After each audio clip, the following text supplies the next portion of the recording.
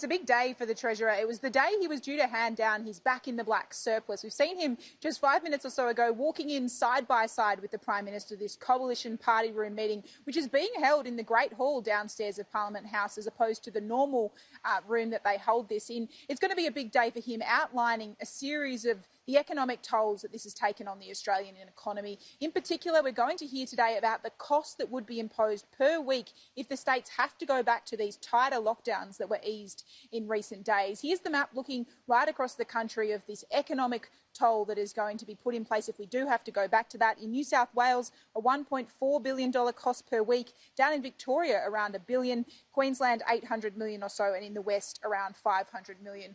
The release of this information clearly designed to put pressure on the states to hold the line and hold their nerve when it comes to reimposing restrictions. Is it a message that's being heeded by the New South Wales and Victorian premiers? Have a listen. Of course it does. It plays on my mind every time I hear of somebody having reduced hours of work or losing a job or not being able to get a job. That plays on my mind as much as I worry about people acquiring the virus and having to be potentially hospitalised and in the ICU unit. So we are going through difficult times, but having said that, we have turned a corner.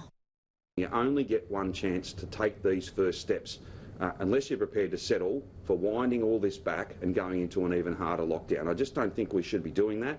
We have to avoid that. The economic cost of that is huge.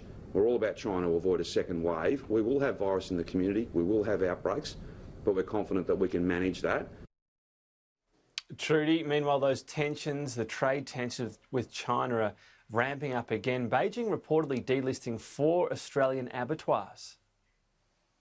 Tom, this could be another worrying sign of how things are tracking with China and Australia at the moment. This reports that 4 Australian abattoirs which export beef to China have been delisted by Beijing. These are the 4 meatworks: Casino, Kilcoy, Beef City and Dinmore in Brisbane. We know this could have a very big impact on Australia's meat exports to China. You'll recall just a few weeks ago when the Chinese ambassador to Australia sat down for that now infamous interview, they did raise the prospect that Australian beef may not be imported anymore if Australia didn't fall into line. So you can see why there would be some eyebrows raised at this development that we are believing to see reported at the moment. It comes just days as well after China threatened to impose very large tariffs on Australian barley because they believe that Australia has been dumping that product onto the Chinese market, something the Australian government has been strenuously denying. We've reached out to the Trade Minister, the Agriculture Minister and Meat and Livestock Australia for comment, Tom, but so far everyone remaining pretty tight-lipped.